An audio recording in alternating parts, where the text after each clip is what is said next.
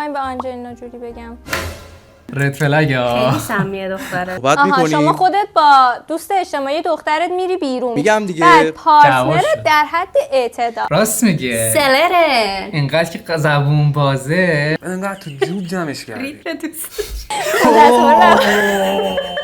به کانال کپتن پرژا خوش اومدید. امروز برگشتیم با یه بلایند دیت دیگه، این بار از کانال ترند فارسی. این بار یه دختر آوردن که با 4 تا پسر بلایند دیت داشته باشه. به نظرم اپیزود جالبی میشه. من امید هستم. منم نازنین. قبل از اینکه بریم ممنونم از کامنتایی که رو ویدیوی قبلی برای ما گذاشتین، به ما انرژی دادین که این کار رو بیشتر انجام بدیم، بیشتر محتوا تولید بکنیم. زهرا، مریم، مسعود، آتنا و خیلی دیگه که کامنت گذاشتن واقعا متشکرم. اگه این ویدیو رو دوست داشتین لایک بکنید و به ما سابسکرایب بکنید که به گل 500 نفر برسیم. بریم که ویدیو رو ببینیم. به یه قسمت دیگه از قرارمون یادت نره خیلی خوش اومدین. میخوایم به آنجلینا جولی بگم یه صحبتی باهاتون داشته باشه، یه دیت بچینم براتون. آنجلینا سابیده جولی؟ یکیو. یکی اینجا داره حذف میشه. ما توی این سری برنامه 2 تا گروه متفاوت از آدما رو دعوت میکنیم و تلاش میکنیم تا اونا رو با اخلاقای متفاوتشون با هم آشنا کنیم. 18 رو توی این میزنه. قسمت ما تینیجر 18 یعنی اوف میزنه قشنگ. از یه خانم میخوایم که چند تا سوال بپرسه از هر کدوم از این گلپسرا که مهمون این برنامه ما حنانه است و هر چقدر جواباشون از معیارهای حنانه دور بود به انتخاب خود حنانه یه نفر رو میتونه حذف کنه و در نهایت به شخص ایدئال خودش برسه. بدون معطلی بریم ببینیم نتیجه این رقابت چی میشه. تو این قسمت مجازات هم داریم. اگر هر کدوم ما درست حدس بزنیم که حنانه با کی میره دیت و کی رو قبول میکنه، اون شخص برنده میشه و اونی که میبازه باید مجازات بشه. مجازات ما رو کی تعیین میکنه؟ چت جی پی تی یا هوش مصنوعی. تا انتهای ویدیو با ما باشید که مجازات رو ببینید.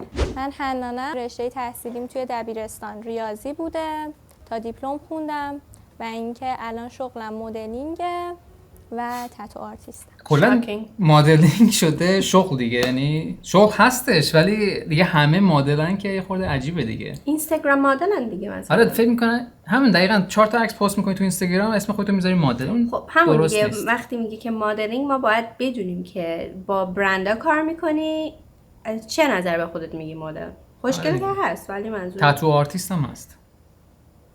پیج اینستاگرامش رو نگفت، این باید اونا رو معرفی بکنه که شاید نکنه بهتره که برای مشهور شدن نیان تو این برنامه.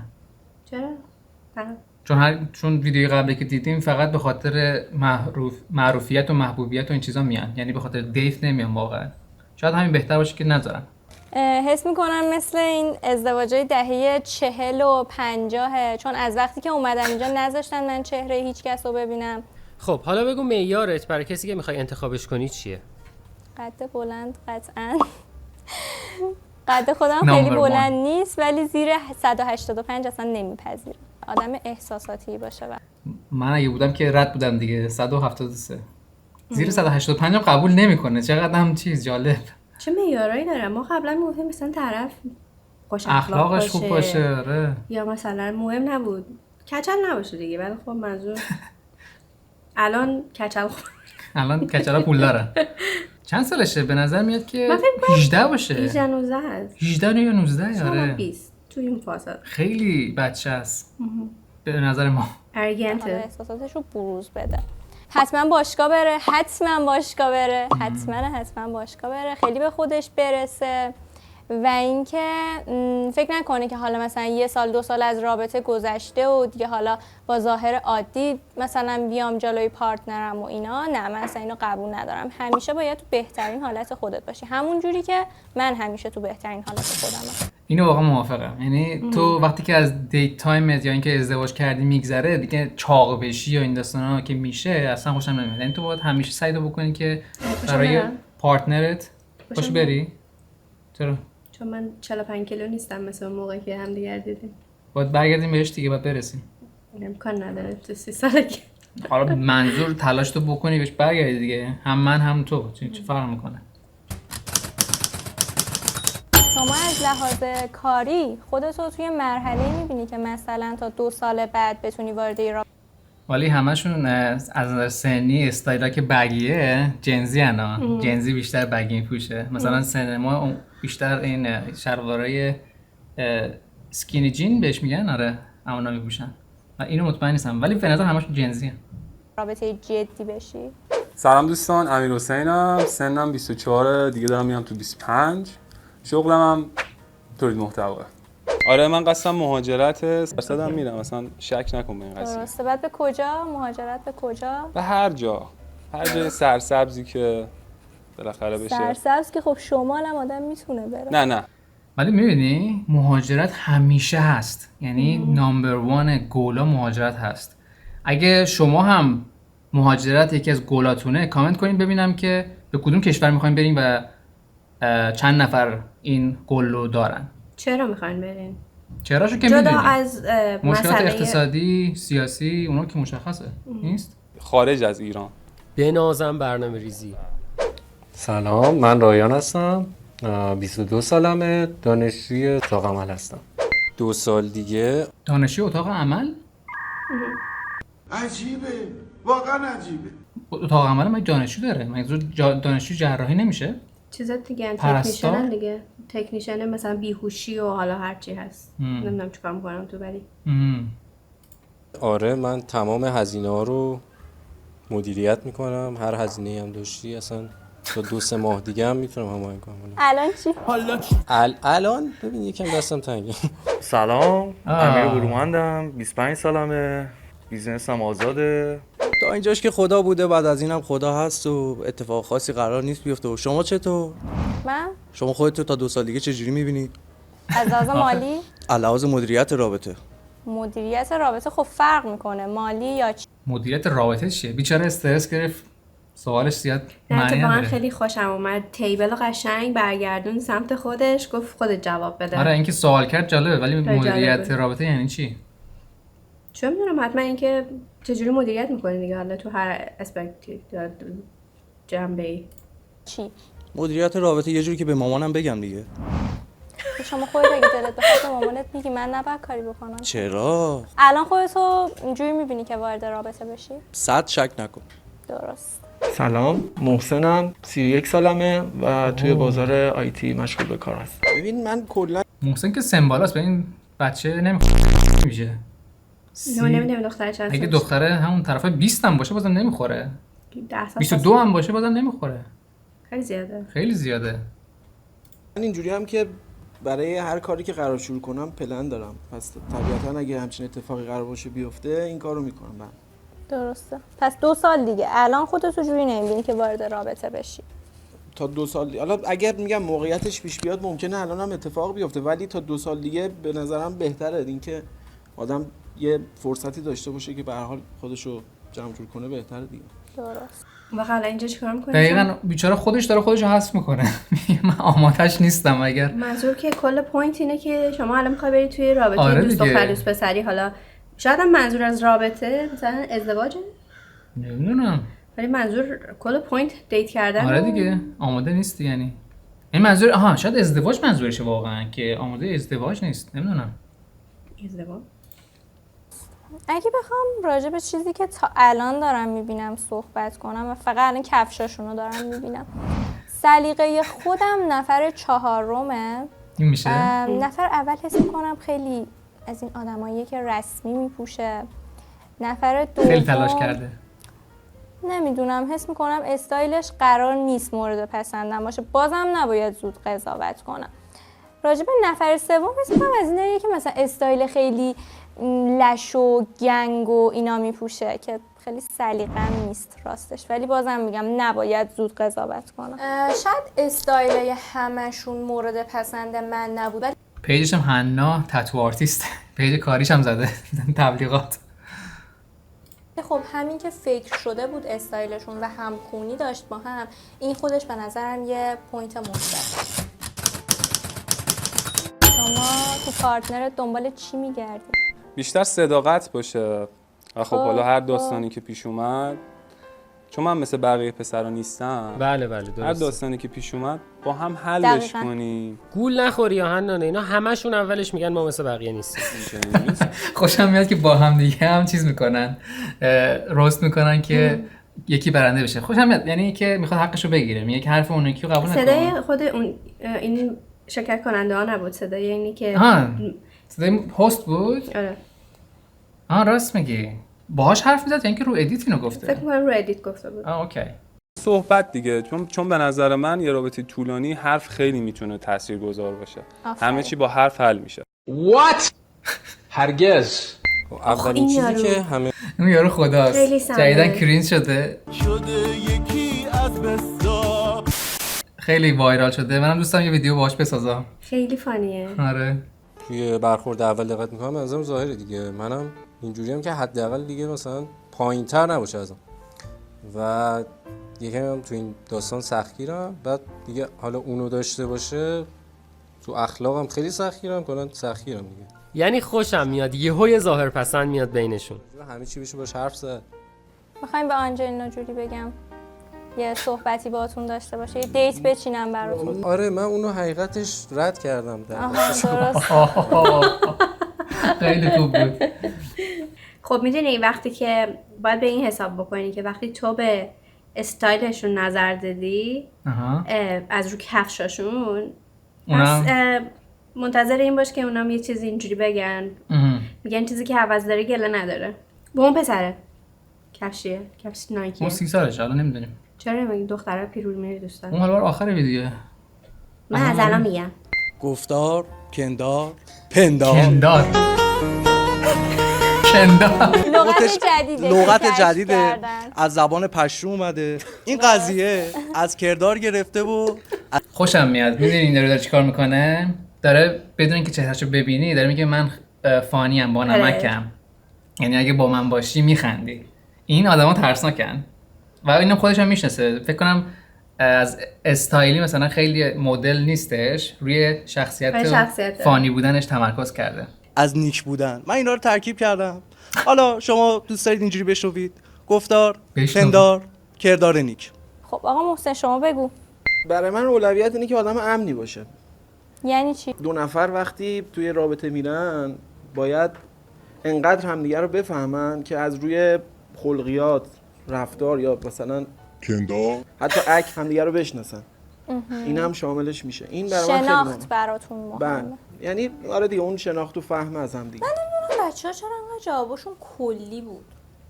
اونقدری که میخواستم از سوالات جواب جزئی نگرفتم که بتونم مثلا یه نفر رو حذف کنم. بازم نیاز به اطلاعات خیلی بیشتری دارم. برای همین به نظرم الان فعلا وقتش نیست که کسی رو بخوام حذف کنم. از روی استایلم فعلا نمیتونم تشخیص بدم ببینم کی چه مدلی میپوشه و سلیقه‌م هست نیست. خب بچه ورزش کجای زندگیتونه؟ اینجای زندگی. ورزش نه اینجا. بی تربیت، خیلی بی تربیته. نه از کنکلش کن. کنکل منو کنکل کن. من اولین ورزشم که اولویتم خب علاقم خیلی بهش دارم بسکتباله. که هر از گاهی حالا با دوستان میرم یه زمین استریت با هم دیگه. ببخشید شما قدتون چنده؟ 1.90. عزیزم چه زور. این نباید میگفت قد رو. تمام شد دیگه همونه. کی بود؟ کدومشونه؟ اون اولیه؟ خب همونه. من گفتم اون میبره. نه این 30 ساله نیست، این 25 ساله بود فکر کنم. آره اون چون الان 190 اون برنده است. 190 گفت دیگه. آره دیگه معیار رو داره. من آقا حواستون باشه من زودتر گفتم اگر این باخت این باید انجام بده. دارم میخورم کی برای چی اینو میندازی پایین؟ ننداختمش همونجا موند. خب تو گفتی که پس این الان حق انتخابتو کردی. آها. دوغی کرد. چقدر براش مهمه چیز خوبیه. بالاخره این بود؟ جلو میافتن دیگه میدونی. میرم با بچه‌ها استریت بازی میکنیم. لوازم بدنسازی هم همه رو گرفتم خونه دارم. خب قشنگ هر موقع بخوام تمرین. عالیه. خب من ورزش بخش خیلی مهمی از زندگیمه و حالا 4 ساله که به صورت مداوم بدنسازی میکنم و آره دیگه رو فرم و سر پام. خدا رو شکر. شما قدتون چنده؟ مربوط نمیشه فکر کنم ولی 83. مورد قبول. 183 85 معیارش بود. با 2 سانت اختلاف قبول کرد. میپذیریم. ببین راجع به این سوال که گفتش که حالا به واسه ورزش کجای زندگیتون قرار داره اینا، من اول خب خیلی خوشم اومد به خاطر اینکه خب فکر کردم خب دنبال اینه که پارتنرش آدمی باشه که استایل شبیه 4 سال بدنسازا نیست ولی حس میکنم جنبه ظاهری براش مهمه. با رایان فکر کنم 5 6 سانت 6 7 سانت اینقدر اختلاف کرد. من از بچگی که ورزش همیشه با هم بوده، با هم دیگه بزرگ شدیم. از بچگی بوکس جودو کار میکردم و مسابقات استانی و حتی کشوری هم مقام دارم تو این قضیه. ولی خب متاسفانه 2 سال پیش تو مسابقه واسه من اتفاقی پیش اومد، کمرم مورد جراحی قرار گرفت. بعد 2 سال دوباره 5 ماهه که ورزش بدنسازی رو به صورت خیلی سفت و سخت دارم جلو میبرم و خیلی راضیم از این قضیه. دارم قشنگ نتیجهشو خیلی قشنگ میبینم و از این قشنگتر هم قراره بشه دیگه. حالا ان شاءالله خیلی قشنگ از خودش تعریف میکنه، خوشم میاد. از این قشنگتر هم قراره بشه. یعنی این شلوار ککیه چیزه فانیه، شخصیتش جالبه. آره شخصیت جالبی داره. سر المپیا سال بعدی کنار کریس بامست. من 2 تا قهرمانی مارپله دارم تو لیگ 2 کشوری. نه من تیاریکس کار میکنم. درست. یعنی همه اینجا تیاریکس چیه؟ کامنت کنید تیاریکس چیه، من نمیدونم. ببین ورزش من نمیدونم شما دنبال چی هستید. صادقانه میخوام بگم اینه که ورزش آدم برای سلامتیش میکنه، قبل از اینکه هر برای چیز دیگه بکنه اولویت سلامتیه که آدم همه دوستان اینجا دارن ورزش میکنن. با امیر برومند ببینم اینجوری که نگاه میکردم اینقدر. با محسن چی؟ با محسن اینقدر. اینم که حالا معیارا رو چه سایزی رو داشت میگه؟ فاصله قدی شو ولی اینوری داره میره. آره اینوریه. باید اینوری اشتباه داره. چیکار کنیم؟ کیو حذف کنیم؟ کسیو که توی اول ویدیو از استایلش و حالا کفشش خوشم اومد رو حذف کنم و نه. کیه یعنی به نظرت؟ چهارمیه. 30 ساله رو حذف کرد. سلام مرسی. خیلی نفر اول چقدر بچه خوبی به نظر میاد. آره دقیقاً. بچه به این خوبی آخه چرا واقعا؟ ناراحت شدم. مگه میشه محسن الان حذف بشه؟ من یعنی اینجوری حساب کرده بودم تا آخر مثلا میاد. خیلی یکی از بابا اون که هم استایلش خوب بود، پایینش خوب بود، بالاش هم. خب پایینش خوب بود ولی خب قیافش هم خوب بود دیگه. نه قیافش خوب بود، نه لباسش به شباش نه. آها حالا کلی دارم میگم. ولی در کل ولی در کل کاندید خوبی رو حذف کرد. آره فکر نمی‌کردم انقدر زود حذف شم ولی شد دیگه. برو تو کانال وینی بلایند دیت برو. بالاخره یه جا میگیره. چند تا کانال بچرخ، کانال زیاده الان توی یوتیوب فارسی کم نمیاری. برو یکی رو پیدا میکنی. خب یکم پرده رفت بالاتر، میتونم یه دید کلی تری نسبت به استایلا داشته باشم. اگه استایلی بود که ایشونو باید حذف میکرد کلا به نظر من. نظر چیه؟ از روی استایل حذف کرد ولی خب اشتباه کردم. آره باز استایلش از اینا بهتر بود خداییش. شاید سلیقه ما مچ تره، نمیدونم. استایل نفر اول و خیلی هستم. استایل نفر دوم و سوم هم بد نیست ولی کلا به نظر من استایل چیزی نیست که بخواد معیار رابطه باشه. نه تو شنیدی که نفر اول 190 بسکتبالیسته وگرنه اولش در مورد استایلش زیاد حرف خوبی نزد. استایلو میشه تغییرش داد، یعنی بالاخره هر چند سال یه بار هر فردی استایلش کلا تغییر میکنه، یعنی خیلی چیز مهمی نمیتونه توی رابطه باشه. ولی حالا بریم ببینیم که باطن حرف هست چیه. بچه رابطتون با خانواده‌تون چجوریه؟ من رابطم با خانوادم خیلی اوکیه، به این شکل که خب هر چیزی که هست رو بهشون میگم. یعنی اگه اتفاقی قرار تو زندگیم بیفته، جایی برم، کاری انجام بدم، با کسی آشنا بشم، کاملا باشون در ارتباطم و هیچ چیزی مخفی نیست ازشون. درسته. بعد واکنش اونا چیه اگه شما با کسی در ارتباط باشی؟ ببینید چون اونا نسبت به من شناخت دارن، اونا هم یه جورایی من مطمئنن و خب یه جورایی من فقط بهشون میگم، میدونن که بهترین واکنش رو خودم نشون میدم نسبت به قضیه. من خیلی رابطه صمیمی. به نظر من این خیلی اشتباهه که خوبه که مثلا با خانوادت صمیمی باشی ولی بخوای هر چیزی رو به خانوادت بگی، اون قشنگ رد فلگ منه. یعنی مثلا یارو بیاد کل زندگیشو بریزه مثلا برای مامانش و داداشش زیر و زبر رو تعریف بکنه، یعنی انگار که تو به پارتنرت هم نمیتونی اعتماد بکنی چون همه چی رو میره میگه. آره جزئیات زندگی رو خصوصی رو باید برای خودت بین خودتون باید بمونه. ولی اینکه مثلا با کی دوسته و اینا رو میتونه آره میتونه بگه ولی منظور بخوای بری زیر و زبر پته رابطت رو بری زیر آب، اون دیگه واقعا خیلی بعده. هر دو طرف دختر پسر خیلی زشته. دوستانه‌ای با مادرم دارم و حالا با پدرم هم میشه گفت همینطور.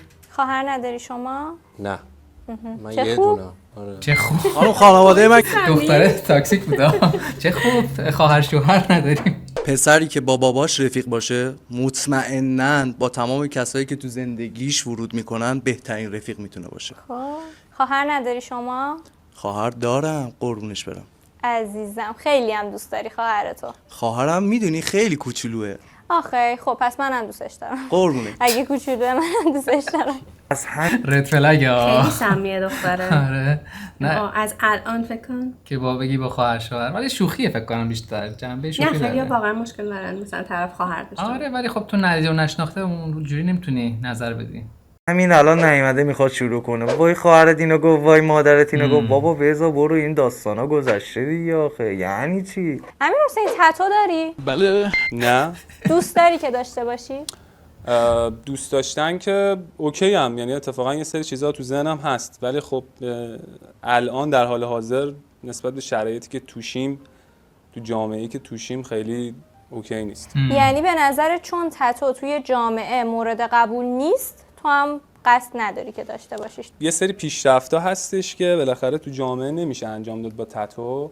خیلی قبولش ندارم. البته ایشون من که با حرفش موافقم. منم موافقم. یه سری شغلا هستش میخوای بری دنبالش، اگه تتو داشته باشی همینجوری تو آمریکا فرق نداره. تو آمریکا اگه ببینن مثلا تتو داری قبولت نمیکنن. نه قبولت نمیکنن. همین الان من به شخصه مثلا به عنوان یه تولید کننده محتوا یه تتو اینجا دارم برام داستانه، به خاطر اینکه کسی که میخواد با من کار کنه دوست نداره که من رو بدنم هیچی باشه، رو دستم چیزی باشه، چون برای برند اونا یه ذهنیت دیگه ایجاد میکنه. بنابراین همه جای دنیا این بحث تتو هست ولی من باش مخالف نیستم. بستگی به کارت داره که تو جامعه، یعنی این انتخاب هوشمندانه رو باید بکنی که اگر تتو گرفتی جاهای خیلی مشخص یه سری کارا و اینا موقعیت‌ها رو از دست خواهی داد. یعنی حقیقته. مثلا رئیس من تتو داره ولی مثلا تتوهاش خیلی کوچیک و مثلا اینجوری نیستش که مثلا فول اسلیو گرفته باشه و این چیزا. بستگی داره دیگه به شغلت و این هر جایی نمیتونی کار کنی با تتو. چون فکر کنم دوست داره شغل دولتی داشته باشه. بعد شما نظرت چیه اگه بفهمی که پارتنر تتو آرتیسته؟ خب بالاخره یه چیزایی آدم میبینه یه جاهایی تتو میکنن که داستان داره و خب قطعا دوست ما از دارم. اوناش نیستیم. خب اوکی در حد اوکی نیست، از اون به بعد اوکیه. ببین من با اصل تتو مشکل ندارم، من با جاش مکانش مشکل دارم. من تتو ندارم و خیلی دوست داشتم که داشته باشم ولی خب یه مقداری برای شغلم ممکنه که دردسر ایجاد کنه. طبیعیه. شغلتون چیه شما؟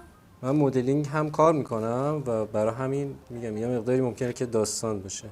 سلام علیکم. سلام علیکم. خسته نباشید. سلامت. میخواستم که بوم نقاشیتون بشم اگه اتفاقا همین رو میخواستم بگم. دختره دنبال دوست پسری میگرده که بتونه امتحان کنه تست کنه. جمع کن تو رو خدا. خودم تتو دارم. اگه با هم دیگه اوکی بشیم فکر کنم بتونم بوم نقاشیش بشم، برام کلی تتو بزنم قشنگ میشه. و اشتباه ترین کار دنیا. نه آره نباید بذاری که هر کسی هر جوری که میخواد رو بدن تتو بکنه، چون یه چیزی که ولی از امیر خوشم میاد ریز داره. اعتماد به نفس داره. اعتماد به نفس داره، ریز داره، فانی هم هست. یعنی چانسشو داره. از این است که میدونه چی میخواد. آره. و مهمم نیستش براش که اگه مثلا اون طرف خوشش بیاد یا نیاد، میگه من همینی که هستم. من فکر می‌کنم رقابت بین امیر و اون نفر اوله. من همین فکر میکنم. واقعا قشنگ میشه، دوستش دارم. بنده تتو دارم، مایل به اینم هستم که بدنم رو 0 تا 100 در اختیارتون بذارم روش تتو بزنید. 0 تا 100. این امیر خیلی داره مایه میذاره، بوم نقاشی میشه اما این داستان چیه و جمع کن. به این بازی مثل بازی شطرنج ترسیدی که با حرفاشو با تیکه‌هاش ببره ها. شما هم همین کارا رو بکنید. نه شما ریز نداری، شما قد بلند فکر می‌کنی رو همه رو اون میتونی مانور بدی خیلی. میمونه ولی امیر بروبن متاسفانه تاس آورده بود. خب آقا امیر شما چه تتویی داری؟ کجای بدن تتو داری؟ اولین تتومو خود پدر بزرگم زدم. رو ساعده دست چپمه. من مثلا اگر بخوام روی کمر یه نفر تتو بزنم شما مشکلی باهاش داری؟ چند دقیقه پیش شما گفتی من از اوناش نیستم که. حدی که من گفتم مثلا در حد دست و اینجور داستاناست دیگه. اینکه بخواد یارو لخت بشه چه معنی؟ اون رایان داره با دست شما رو میده. آنا کن. بله. فقط دست. دست سال گردن بالاخره ببین تو به عنوان صاحب کار نمیتونی انتخاب کنی که مشتری چی میخواد. این دیگه خیلی سمیان پسرا این حرفو میزنن. اولا که باید شما به این بدونی که طرف شغلشه. آره. آرتیسته، یعنی طرف بیاد بگه رو لپ باسنم برام یه تتو بزن، باید انجام بدی به خاطر اینکه چه ایرادی داره. آره دقیقاً اون کاره. تصمیم گرفته که اینجاشو تتو بکنه، شما هم کارته میخوای اون کارو انجام بدی. آره مثلا یکی میگه شمولمو بزن که تو قرارش باش بخوابی. ولی خب اینجا خیلی قبول نمیکنن یه سری از جاهای مثلا پرایوت و اینا رو قبول نمیکنن تتو آرتیستا، میگن مثلا ما این کارو نمیکنیم.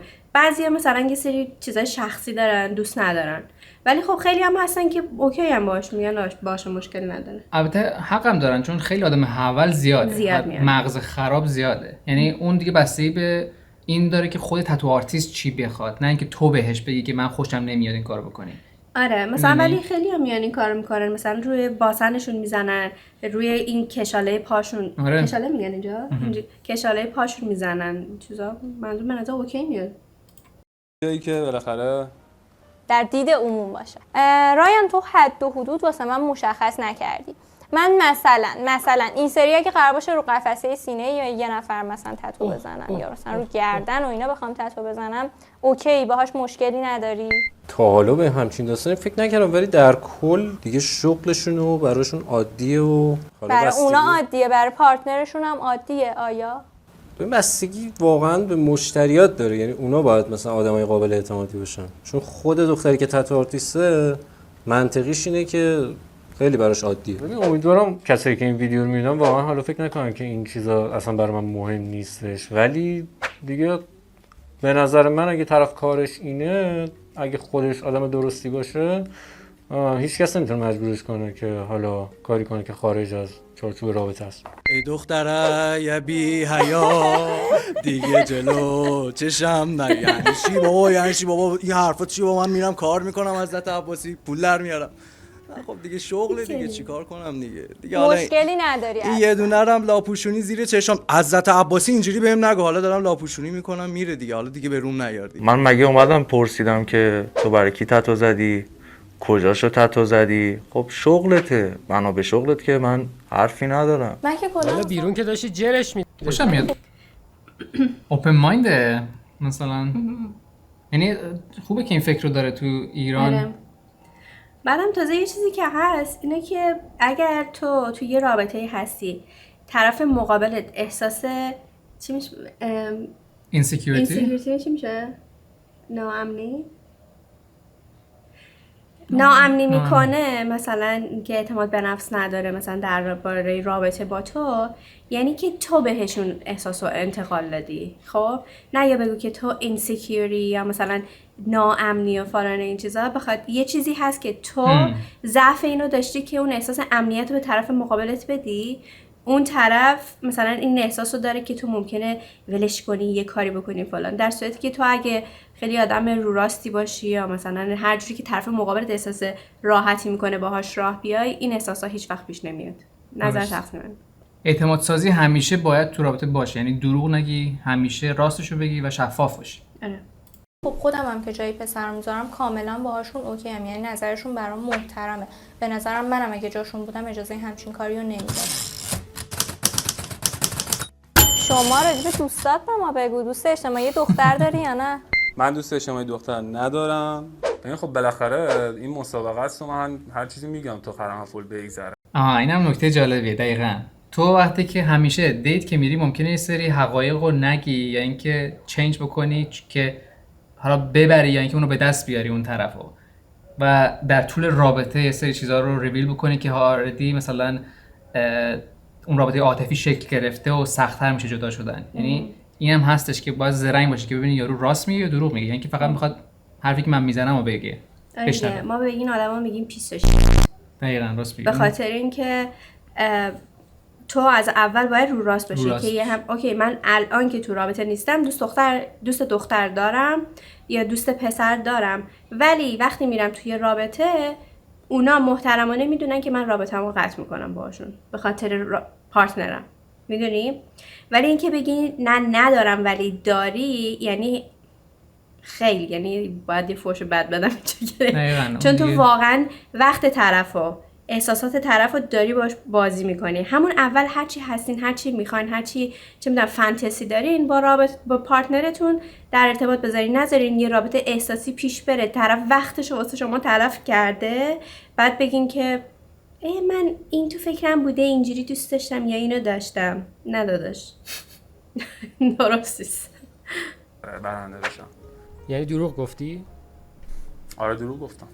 ولی خب در حد اینکه حالا مثلا کاری باشه، چون تولید محتواست، حالا شغلم، خب سر همون حالا شاید چه میدونم فیلم بردار باشه. خب همون دیگه. این الان دروغ گفتی بعد الان داری میگی که رابطه کاری داری. خب اون چجوری میشه؟ رابطه کاری اوکیه دیگه. مثلا اگه همکار داری سر کار اوکی، ولی که باش میری بیرون، چه آره. کافه زنگ میزنی، تکست میدین، اگه مجرد باشی اون اشکال نداره، درسته؟ وقتی تو رابطه نیستی چی رده داره؟ اوکیه. دوستته. ولی وقتی تو رابطه هستی طرف مقابل من فکر نمی‌کنم اوکی. من که هیچ وقت دوست اجتماعی دختر نداشتم، نمیدونم، ولی یه جورایی عجیبه برای من که دوست اجتماعی دختر داشتن، چون فکر می‌کنم که تو فرند زون شدی از طرف اون دوست دختره، به خاطر اینکه از لحاظ پسرات همیشه میخوان که با اون دختره رابطه داشته باشن. در واقع تو دوست اجتماعی شدی به خاطر اینکه نتونستی اونو فرند زون شدی، قانعش کنی که با تو رابطه داشته باشه. طور باشه حالا یا هر چی. اعتقادی به دوست اجتماعی پسر داری؟ نه اعتقاد ندارم، چون معتقدم دو نفر وقتی واسه هم دیگه باشن هیچ معنی نداره که بخواد چیز داستان دیگه ای پیش بیاد، مگه اینکه میگم در حد همون کار و این داستانا که اوکیه. من دوست اجتماعی دختر دارم به اندازه. در حال ممکنه نصف آدمایی که باشون مواجه میشی خانم باشن. این داستان دست من نیستش. اعتقاد من دارم به این داستان، ولی حذف شد، ولی دمش گرم لاغر رو راسته، گفت دارم. آره ولی اون گفت ندارم ولی داره. نه این از سوال اشتباه برداشت کرد. گفت به هر حال منم رابطه دوستایی که دارم. درست بیانش نکرد فکر کنم. ولی راستشو گفت. ولی راستشو گفت. دمش گرم. سگ شرف داره. به نظرم خیلی اینکه مثلا حالا بگم پارتنر من میتونه داشته باشه یا نه، واقعا خب بستگی داره که ظاهر پارتنرم چجوری باشه. چون یه اعتقاد، حالا یه نظریه نامحبوبی که من دارم اینه که از یه حدی به نظر من مثلا دختر زیباتر باشه خیلی احتمالش کم میشه که حالا پسرایی که میگن رفیقشن چشمی بهش نداشته باشه. خب به نظرت الان من چه شکلیم؟ باید 160 تو مثلا 3-4 باشی. خب بعد حالا مثلا هیکلت هم نسبتا باید فیت باشه احتمالا. خب بعد امیدوارم مشکی باشه موهات. بلون چرا جدیدن پسر رو دوست ندارم؟ آره دورانش به نظرم گذاشته. نه تایپ پسراست دیگه، من کلا تایپم مشکیه. بعد حالا دیگه قیافه و میافت نمیدونم. به نظر من دخترایی که صداشون خوبه قیافشون خوب نیست. الان من صدام خوبه یا بده؟ 50-50. دقیقاً. یعنی هیچ کدومو نداره؟ سرکار خانم من کارم یه جوریه که 90% با بانوان در ارتباطم. شما کارت چیه؟ بنده حوزه پوشک بانوان کلا کاملا مشخصه. فعالیت دارم. نمیگفتیم راست میگه. سلره. اینقدر که زبون بازه از اونجا میاد. باری کلا. ولی اینا خیلی چیزن ها. این فروشنده های پوشاک زنانه اتفاقا خیلی زبون بازن. باید باشن. چجوری بفروشن؟ یه خورده برای من رد فلگه اگر خیلی زبون بازی میکنی اون داستانا. یعنی من یه چیزی متوجه شدم. من وقتی میرم خرید، اگه یکی بخواد خیلی فشار بیاره یه چیزی به من بفروشه، من در میرم بیرون نمیخرم. دیروز من رفتم با دوستم خرید، یه همین اتفاق افتاد. یه خانم هی داشت فشار میداد که یه چیزی ما فرو کنه. آخر گفتم نمیخرم. با اینکه می‌خواستم بخرم، رفتم از یه جای دیگه همون آیتمو خریدم. خیلی بدم میاد اینجوری فشار میدن همه چیو. هم بخری زبون بازی نکنین این کارو. سلامت باشین. نظر لطفتونه عزیز دلین این حرفا. بعدش رابطه کاریه. خب گهگاهی به خاطر کار باید بیرون بریم بیایم این حرفا. با دختر بری بیرون به خاطر کار؟ بله. خب خانم من راجع به خانوما دارم فعالیت میکنم. من ذکرم خانوماست. خب من حقیقت رو گفتم دیگه. این دیگه خیلی بردیش بالا. ذکرم خانوماست. درست باید درستش کنیم. بگی از لحاظ بیزنسی، یعنی که ببینم که نبض مثلا خانوما چجوریه که بتونم بفروشم بهشون. ولی این خیلی بد گفت. اشکال نداره بچه. آره بچگی کردی. به خاطر کاری که دارم دوست اجتماعی دخترم دارم. امیر جان به خدای کاش همین جوری که اینجا صحبت میکنی تو اونجا هم صحبت میکردی. خب نمیتونم به خاطر کارم ول کنم این قضیه رو. میگم در حد اعتدال چارچوبا رو با هم دیگه صحبت میکنیم. شما خودت با دوست اجتماعی دخترت میری بیرون به خاطر کاره، چون تو حوزه پوشاک فعالیت میکنی. میگم دیگه بعد پارتنرت در حد اعتدال. نه با هم دیگه در حد اعتدال صحبت میکنیم. با هم دیگه در حد اعتدالش رو با هم دیگه صحبت میکنیم. چارچوبش رو میذاریم. نه من نه شما پامون از چارچوب بیرون نمیذاریم. تموم شد و رفت. خودتو بذار جای من. اگه جای من باشی مشتریاتو ول میکنی، از جایی که پول داری در میاری ول میکنی. آخه ول نمیکنی، معلومه ول نمیکنی. الان من بهت بگم واسه فلانی تتو نزن نمیزنی. اعتقاد من اینه که کسی که واقعا دنبال یه رابطه جدی باشه و رابطه‌ای که سالمه نباید توش دوست اجتماعی دختر و پسر و اینا داشته باشه. من اصلا هیچ اعتقادی به این موضوع ندارم. چرا؟ چون تو وقتی پارتنر خوبی داشته باشی میتونی باهاش دوست باشی، نیازی به دوست اجتماعی پسر یا دختر نداری. به همین دلیل نفر سوم که به خاطر ارتباطاتش توی شغلش تازه میخواد در ارتباط باشه با خانوما و هر روز بیرون بره و اینا، من ایشونو حذف میکنم. فقط اون اشتباه بیان کرد. یعنی تو بگی رابطه کاری با اجتماعی جداست، اینو باید میگفت که نه آخه گفتش دوست به خاطر کارام دوست میرم بیرون اجتماعی خانم دارم، یعنی که بیشتر از فروشه. آره اون باید حذف میشد، حق داشتی. خدافظ. خیلی کنجکاوم. سلام حال شما خوبی؟ فروشنده از دست دادی. خوشبختم. سلامت باشی. من همینطور دیگه این تتویی که راجع به بله صحبت می‌کردم بسیار زیبا، بسیار زیبا، خیلی قشنگه. سلامت باشین. نظر ما رو حذف کردن دیگه روزگاره دیگه، خوبا میرن دیگه. شما رو به خدای منان میسپاریم. امیدوارم که موفق باشید. همچنین برای شما سلامت باشین. ولی قشنگ کاسبه همین شکلی. فکر کنم از کاسبای تهران هم هست. چه لپای قرمزی داره نه؟ با مزه است. مخلصم. خدا نگهدار. مخلصم. سلام علیکم. سلام. حذف شدم. سر اینکه حقیقت رو گفتم. خب پرده ها رفته بالاتر و خیلی دید بهتری نسبت به استایل هر فرد داریم. ببین اگر بخوام کلی بگم دوتاشون خوشتیپن، اینجوری نیست که بگم مثلا کفشش با شلوارش به هم نمیاد و اینا، واقعا هیچ کدومشون این مدلی نیستن. حنانه جان میخوای دوتاشون رو انتخاب کنی؟ دیگه که خب حالا من سلیقه‌مو لو نمیدم که سلیقه‌م کدوم. با یکیشون رو قبول کن با یکی دوست اجتماعی بشه، الان برای خودش اوکی میشه. جنگ میشه. یه مسئله دیگه میشه لطفا دستتون رو من ببینم؟ نه دستتون رو ببینم. شما دستتون رو میلرزه. سرده. آها بعد اون چیزی که بستی دور دسته چیه؟ این دستبنده. آها بگم کشموه. بله. کشموه؟ خیر. آها. خب نفر دوم دستت ببینم. از رو دست قضاوت نکن. خیلی مهمه. بیچاره دست برای دخترها خیلی مهمه. به نظرم نشانه نظافت و خوشگلی و آره دستت خوشگله. بیا پایین نکسم نگاه نکن. کیارش اینا رو سانسور کن. دستو سانسورش کن کسی نبینه. آره ولی خوشگله. پا هم قشنگ باید. پا برای مردم مهمتره. برای مردا منم دوست دارم مردایی که مثلا 60 تا زشت داشته باشن بعدم میاد. یا مثلا پاهای نه آخه تو 60 به بقیه پات میاد. من 60 هم 90. بعضیا هستن نمیاد مثلا یه جوریه. جفتشون خوشگله آخه. خوشگله والا من کارگریه انزامان. بعد درشت باشه و تو ترک مثلا. اون خانم هم قد براش مهم بود، همین که حالا ورزشش قد بدنسازی باشه، نه قدش 190 باشه، بعد حتی خود دست براش مهمه. دستش قشنگه. دستات گنده است. من نمیدونم واقعا اگه من میخواستم حالا خلبان جنگنده بشم فکر کنم یه مقدار آسان‌تر بود.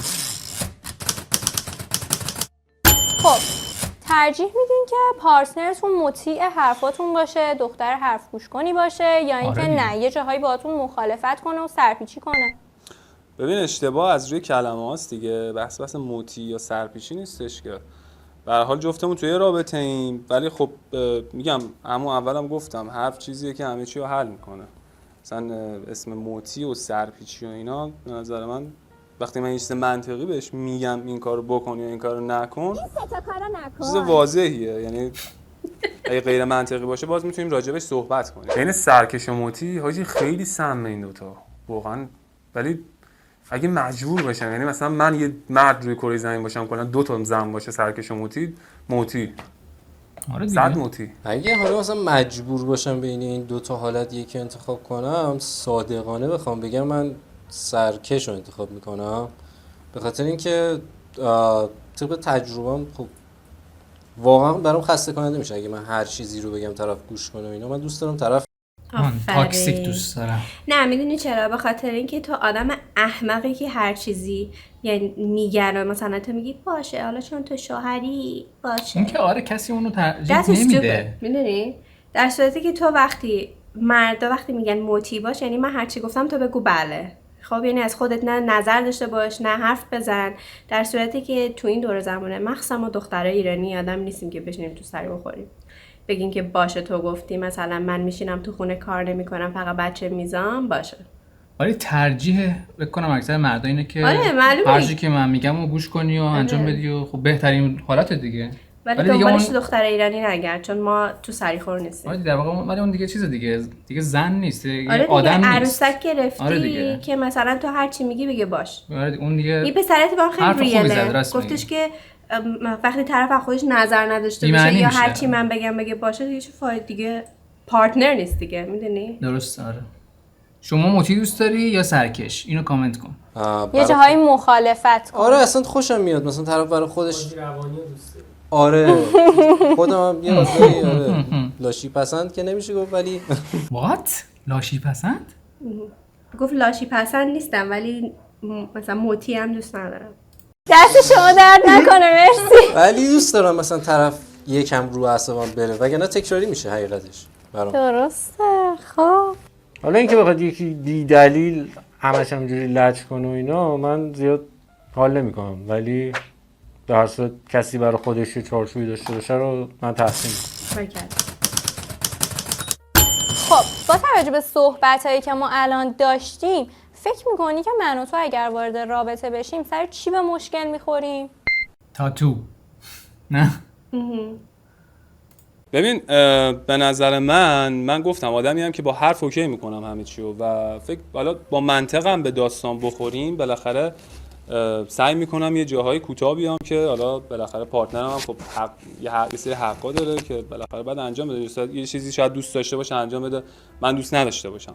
نمیتونم بگم چون من دوست ندارم منطقیه مثلا انجام نده که حالا اوکی میشم. بالاخره رابطه چیزیه که بعد یه جورایی سمت همدیگه برن دو طرف. ببین دلیل این که گفتم ظاهربینی به خاطر اینه که از همون اول کلا دنبال این بودی که طرف بدنسازی میره یا نمیدونم حالا اشتباه میکنی. بدنسازی فقط منباب این نیست که بگم او مثلا بدنش خوبه و اینا. خب نه ببینید خیلی سواله مهمتر بود شما کسی که به خودش میرسه برای من انسان محترمیه. بدنسازی و ورزش کردن یه مرحله ای از رسیدن به خوده. ببین من یه رفیق دارم بدنساز بدنش هم خیلی خفنه ولی بو میده. انقدر تو جوب جمعش کردی. رفیقت الان اینو ببینه که دیگه رفاقتو فراموش کن. بو میده.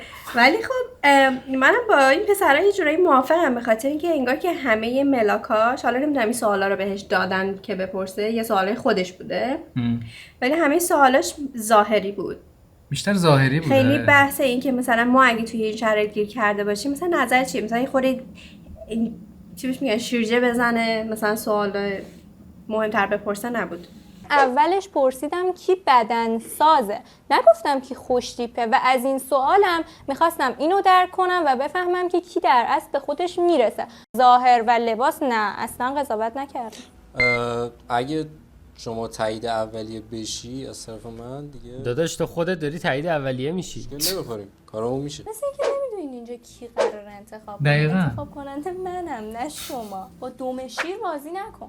والا طبق صحبتایی که با هم کردیم حالا شاید نمیدونم حس میکنم که یه مقداری ببخشید مثلا بچه پر رویی حس میکنم و حالا خندن این داره با دوم شیر. خیلی خوشم اومد. باید تربیت بشی. خیلی خوشم اومد. چرا خوشت اومد؟ این جالب نیست که تو دیت به یه نفر بگی بچه پررو؟ نه به نظرم مثلا خیلی خوشم اومد که مثلا گفتش که من خیلی خوشم نیومد سوالات ظاهر بینانه بود. اون که اولی نه اینکه گفت مثلا بچه پررویی کلمه زشتی بود به کار ببره، ولی اینکه مثلا برگشت گفت سوالای ظاهر بینانه پرسیدی یا مثلا نظرش رو نسبت بهش گفت بدونی که بترسه حذف بشه. اینو مگه اولیه نگفت؟ چرا همون اولیه است دیگه، درسته؟ لباس قرمز است. لباس قرمز است. من چرا همش میگم اون بود. میکروفون رو هر کدوم همون. ببخشید. گیر بازی میکنه که مثلا من میگم بیشتر با همچین آدمی میسازم، ولی اگه قرار باشه بحث بکنیم احتمالاً سر همین. و شما خوشت میاد از این بحث کردن قطعا، چون انتخابت یه فرد سرکش بود. البته اینم بگم اون سرکش بودن حالا با احمق بودن فرق. خب اوقات فراغتت رو چجوری میگذرونی؟ تفریحت چیه؟ اوقات فراغت رو بیشتر سعی میکنم که ورزش کنم، یعنی یه جورایی به خودم برسم، بعد بازی کنم. بیرون رفتنم خیلی دوست دارم. من خیلی موزیک بازم، بعد حالا تو تایم چی گوش میدی شما؟ من بیشتر راک گوش میدم. با احترام به تمام راک بازا و متال هدا، ولی خب سلیقه من نیست. نه اتفاقا من فکر می‌کنم که راک بازا و متال هدا آدمای بهتری برای رابطه هستن. خیلی به خاطری که برخلاف ظاهرشون آدمای خیلی مهربونی. دقیقاً، چون تو خشونت تو اینا رو با موسیقی میریزی بیرون و تو خودت نمیریزی در واقع. فکر کنم آدمای باحال‌تری هم به نظر من، حالا موافق نیستم زیاد. نظر شما چیه در مورد راک و متال؟ چه جور آدمایی هستن؟ یعنی که چه جور آدمایی که موسیقی دیگه گوش میدن چه جوریان؟ نوازندگی هم میکنی شما؟ نه متاسفانه فرصت نکردم. درست. علاقه داری؟ آره اگر که بشه حتما. خب بنده راک مورد علاقه من فو فایترز خیلی دوست دارم، رد هات چیلی پپرز، متال هم اوپث رو خیلی دوست دارم. خب وقت اینه که یه نفر رو حذف کنم و بعدش فرد منتخب رو میبینیم بالاخره. طبق چیزایی نوبت ماست دیگه. من که میدونم جوابمو. میخوای 1 2 3 بگیم با هم دیگه بگیم؟ اگه جفتمون درست گفتیم چی؟ اسم لباسشو بگیم، رنگ لباسشو بگیم. بگیم 1 2 3 نفر اول. اه. خب پس چجوری میبازیم؟ اگه نمیبازیم دیگه، اگه بردیم که بردیم دیگه. اگه مثلا یکی اشتباه گفت دیگه پس یا میبریم یا میبازیم دیگه. آره دیگه. اگه با قرمز بره جفتمون باید انجام بدیم چالنجو. بریم. که شنیدم و خب سلیقه و تایپ خودم حس میکنم که با نفر اول میتونم رابطه خیلی جذابتری رو داشته باشم تا با نفر محسن برگرد. پس نفر دومو با عرض شرمندگی حذف میکنم. گوله سلام. مدلینگو گفتا چقدر خوشگله. چقدر ایرانیه. خیلی ایرانی خوشگلیه. خوشم اومد. خیلی ایرانیه. اصلا فکر نمی‌کردم خیلی خوشگله. پسر خوشگلیه. آره.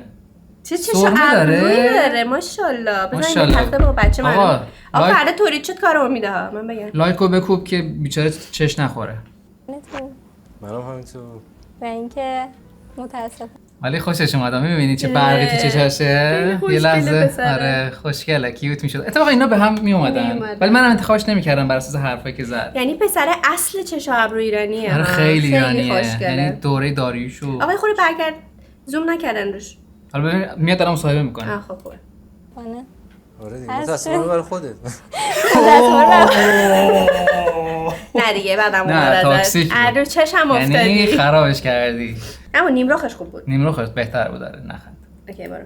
اعتماد به نفسو تا مرحله حالا یکی مونده به آخر که اومدم حس می‌کردم حالا طبق معیارهایی که دارن میگن دیگه مثلا من انتخاب میکنم و واقعیت سورپرایز شدم. من به 7 سانت اختلاف قدی باختم. میگه من به 7 سانت، یعنی فقط قد نبود دیگه، حرفایی که زدی هم یه جاهایش خوشش نمیاد. وقتی برگشتی گفتی بچه پررویی. آره خب زشت بود دیگه، اینم خوشش نمیاد. میخواد خودش قانع کنه که به خاطر قدم بوده. آره باشه تو خوبه. با چی بگم؟ امیدوارم موفق باشید همیشه هر جایی که هستید. دست بده. خدا نگهدار. کسی دست نمیده میشه. ببین من حالا چیزایی که تنها از خودش راجع به نمیدونم تتو آرتیست و این معیاراش میگفت، من اصلا انتظار یه چیز دیگه داشتم، بیشتر شبیه معلم پرورشی‌ها بود. حنانه او مای گاد، همون خوب شد که با این نرفت بیرون. سم خالی کرده. مخم چیز شد.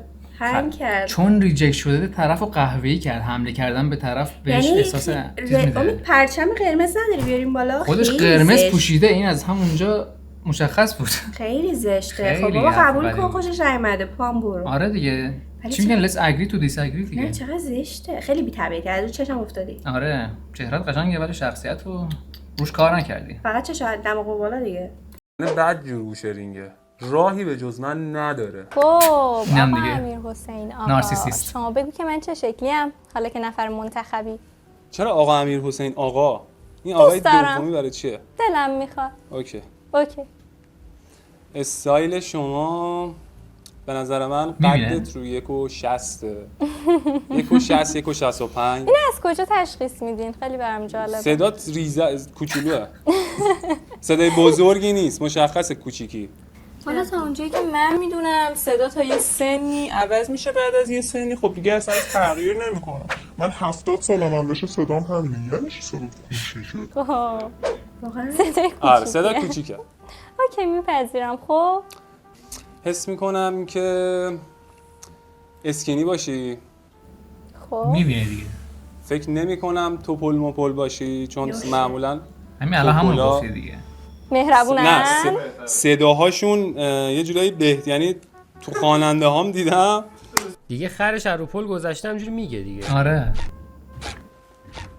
سلام علیکم. واسین زنده مرسی سلامت باشین. به به همینه خوشگله. اوکی. راحت 40 سانت اختلاف قد داریم. نه خوشگله. خیلی خوش استایل، قد بلند، ماشاءالله زنده باشید. رشید. خدا شما برای راست میگه خوشگله. ابروهاش پر، موها قشنگ، استایلش قشنگه. آره. دست‌مستا هم که ردیف مدلینگ دیگه. ناخناشو نگرفتم. چیکار کنم؟ آره. مهم نیست. خانواده‌تون نگه. همچنین. ببین من اگه زانومو قطع کنم، رونمو از جاش در بیارم، وصلش کنم به لگنم، باز بلندترم. بابا خب حالا اوکی. چه چیزی که حالا اینقدر بمالی تو صورت یارو. دخترت فقط کوچولو خوبه. دختر ریزه میزه خوبه. آره. شانس آوردی دیگه یه جورایی. اگر قرار باشه رابطه بین وقتی که دیگه چیز میشه دیگه شانس آوردی دیگه. آره نه تو رو خدا اون یارو رو. یعنی من بودم بهش میگفتم بیا برو بابا. بکنم مشکل رابطه همین جنسی همینه ها که وقتی که روبرو میشن این ایگو خیلی به هم دیگه چیز میکنن، اتش میکنن. شانس آوردی. حالا یه شانسی بهت نشون بدم، صبر کن. این من و این آقا شکل بگیره تمامش فایته. دیت اول گفته بودم دیگه، دوست دارم یه جایی باشه که حالا راحت باشه و نه خیلی خلوت نه خیلی شلوغ. مثلا همون دروغگوه نیست؟ آره هم دروغگوه بود. راست میگی. اوه یکی به این دختره بگه دیگه وقتی ویدیو رو ببینه میفهمه دیگه. دیگه اون پشت بعد بهش میگفتن زیر گوشی، میگفتن یه گفتن. بعد میگه یه جای آروم و خلوت میخوام. روز اول میخواد ببرتش خونه. آخه رو اعتماد نکنه. کجا؟ مثلا جای دیدنی باشه دیگه، مثلا مگامال یه جایش هست، خیلی گل و گیاه هست. نیستم. مگامال کجا؟ نیستی؟ به نظرم بامی جایی خیلی میتونه بهتر باشه. آره متأسفانه بام تهران یا کرج؟ هم نداریم. خدافظ.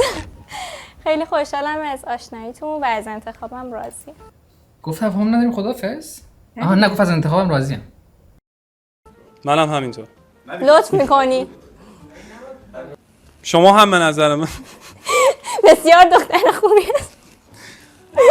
به نظر من شما خوش استایلی، خوشپوشی. حالا فکر نمی‌کنم تو ایران زیاد اوکی باشه اینجوری دقیقاً بیای بیرون، ولی به نظر من خوشپوشی و حالا سلیقه خوبی داری. لطفاً. زنده باشی. منظور چیه؟ دوستان خیلی تو ایران اینجوری بیای بیرون؟ چون چسب بدنه دیگه. منظور همه اینجوری بیرون نمیرن تو ایران الان دیگه اوکی شد. الان نمیدونم کدوم شهره. شد عجیبه. تجربه جالبی بود. مرسی از دعوتتون. به شما پیشنهاد میکنم واقعا درجه 1. ما اصلا سازمون نمیشه. مرسی که با یه ویدیو دیگه همراه ما بودید. به نظرم ویدیو جالبی بود. ممنون از ترند فارسی برای این ویدیو قشنگ. اگه شما هم خوشتون اومد که از ویدیوهای دیگه می‌خوایم ما ریاکت بکنیم از این کانال، این ویدیو رو حتما لایک بکنید. نظرتون در مورد این ویدیو به ما کامنت بکنید. خیلی ممنونم از اینکه به ما انرژی میدیم. ویدیو رو لایک می‌کنید. اگر هم سابسکرایب بکنید واقعا ازتون متشکر میشم که ویدیوهای آینده رو ببینید و از دست ندید. مجازات هم نداریم چون جفتمون درست حد زدیم. ولی میتونیم مجازات رو ببینیم که اگر از دست میدادیم چی میشد مجازات. شانس آوردیم. بریم از چت جی پی تی بپرسیم که مجازاتمون چی بوده و شانس آوردیم. Generate a random punishment for a guessing game loser. بریم ببینیم که چیو داریم. The loser has to wear a silly costume chosen by the winner and perform a funny dance in public for at least 5 minutes. یعنی اینکه تو باید یه لباس مسخره میپوشیدی که برنده انتخاب کرده و توی عموم برقصی برای 5 دقیقه. خوب شد که بردیم. یعنی من اگه میبردم و میدونستم کجا ببرمت. آه. آخ. خیلی جالب میشد. ولی شاید هم این کارو کردیم، معلوم نیست. اگه میخوای نتیجه رو ببینی اینستاگرام ما رو فالو بکن، تو دیسکریپشن هستش. استوریامون از دست نده. تا ویدیوی بعدی خدا نگهدار و مرسی که هستی. هیچ وقت خودتون به خونه خودمون نجلو. بهت گفتم. You always wanted to do it. دوست دارم گم بزنم تو ما. رو ویدیو صحبت نکن. بی‌تربیت من بعد درست صحبت. یادمون رفت مجازات رو بگیم.